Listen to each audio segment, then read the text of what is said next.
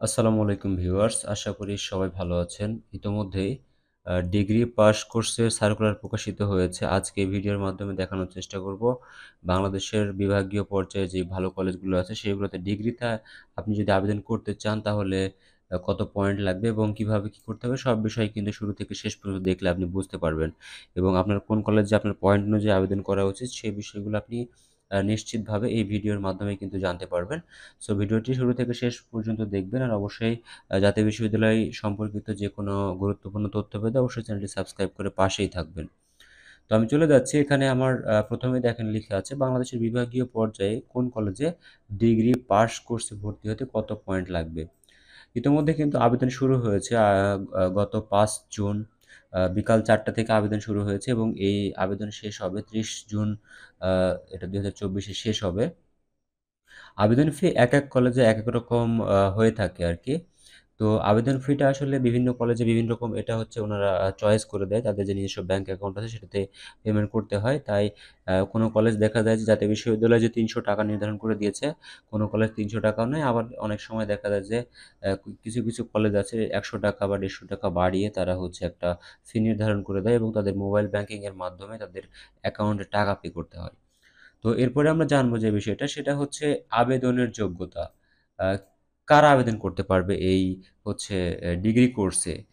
যারা ২০১৯, ২০ এবং ২০২১ সালে এসএসসি পাস করেছে আ এবং হচ্ছে ২০২১, ২২ এবং ২০২৩ সালে এর মধ্যে আরকি যারা হচ্ছে এইচএসসি পাস করেছে তারা কিন্তু এই ডিগ্রি কোর্সে আবেদন করতে পারবে। তাহলে এখানে এটা জেনে রাখা ভালো যে হয়তো ১৯, ২০ এবং ২১ সালে যারা এসএসসি পাস করেছে এবং ২১, ২২ অথবা ২৩ সালে যারা এইচএসসি পাস করেছে তারা এই কোর্সের জন্য আবেদন করতে পারবে।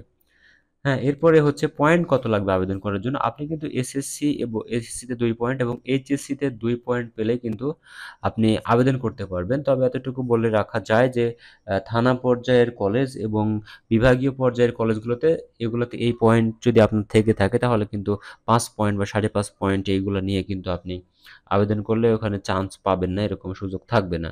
সুতরাং সেক্ষেত্রে আপনাকে যে এই যে আমাদের গ্রাম পর্যায়ের যে ডিগ্রি কলেজগুলো আছে সেখানে আবেদন করাটাই কিন্তু সবচেয়ে বুদ্ধিমানের কাজ হবে। আবেদনের কথা টাকার কথা যেটা আমি অলরেডি বলে দিয়েছি। ৳৩০০ থেকে ৳৪০০ এটা হচ্ছে কলেজ বিভিন্ন কলেজ বিভিন্ন রকমের চার্জ করে থাকে। আর ৳১০০ হচ্ছে আপনি যেখানেই কাজ করতে যাবেন কম্পিউটার ফি হিসেবে আপনার কাছ থেকে ৳১০০ নিবে।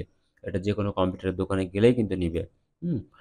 তো এরপরে আমরা জানবো আমাদের যেই ৮ টা বিভাগ আছে ঢাকা, রাজশাহী, খুলনা, রংপুর, বরিশাল, ময়মনসিংহ, সিলেট বিভাগ, চট্টগ্রাম বিভাগ।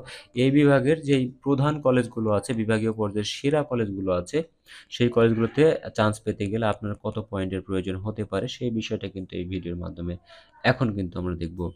তো বিভাগীয় পর্যায়ে শহরের মধ্যে এই কলেজগুলোতে ভর্তি হতে কত পয়েন্ট লাগবে? যেগুলো সরকারি কলেজ এবং শহরের মধ্যে অবস্থিত।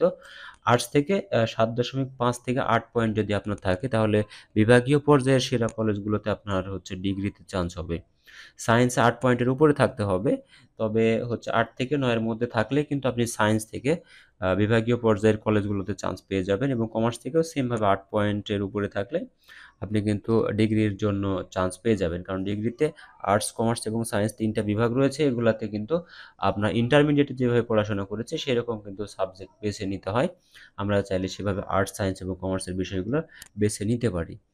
তো এরপরে যেটা আছে সেটা হচ্ছে থানা পর্যায়ের কলেজ। থানা পর্যায়ের কলেজগুলোতে তুলনামূলক কম পয়েন্টের প্রয়োজন হয়। তারপরেও থানা এবং জেলা পর্যায়ে যে কলেজগুলো আছে সেইগুলো। তো থানা এবং জেলা পর্যায়ের কলেজগুলোতে আর্টস থেকে যদি আপনি চান্স পেতে যান তাহলে ৬.৫ থেকে ৭ পয়েন্ট যদি আপনার থেকে থাকে তাহলে আপনি ইজিলি ডিগ্রির জন্য আবেদন করলেই কিন্তু আপনি চান্স পাবেন। সায়েন্স থেকে ৭.৫ এর উপরে থাকলেই চান্স পেয়ে যাবেন এবং কমার্স থেকে ৬.৫ পয়েন্টের উপরে থাকলেই চান্স পেয়ে যাবেন। তবে আরেকটা বিষয় বলে দেই, এছাড়াও কিন্তু অনেক গ্রাম পর্যায়ের যে ডিগ্রি কলেজগুলো আছে সেগুলাতে কিন্তু জেনারেল আপনার ২ পয়েন্ট, ২.৫ পয়েন্ট, ৩ পয়েন্ট থাকলেই ওই কলেজগুলোতে কিন্তু আপনি চান্স পেয়ে যাবেন। ঠিক আছে? তো এইটা ছিল আমার আসলে ভিডিওর টপিক যে কোন কলেজে আবেদন করতে পারবেন আপনি, কোন কলেজে আবেদন করলে আপনি চান্স পাবেন সেই বিষয়গুলো ভালোভাবে সুনির্দিষ্টভাবে দেখানোর চেষ্টা করেছি। ভিডিওটি যদি ভালো লেগে থাকে অবশ্যই সাবস্ক্রাইব করে পাশেই থাকবেন। আর অবশ্যই পরবর্তী যেই নোটিশগুলো থাকবে সেটা অবশ্যই আপনারা ফলো করবেন। সো সাথে থাকার জন্য ধন্যবাদ। সবাই ভালো থাকবেন এবং সুস্থ থাকবেন। আর অবশ্যই আমার চ্যানেলের সাথেই থাকবেন গুরুত্বপূর্ণ সব তথ্যগুলো পাওয়ার জন্য।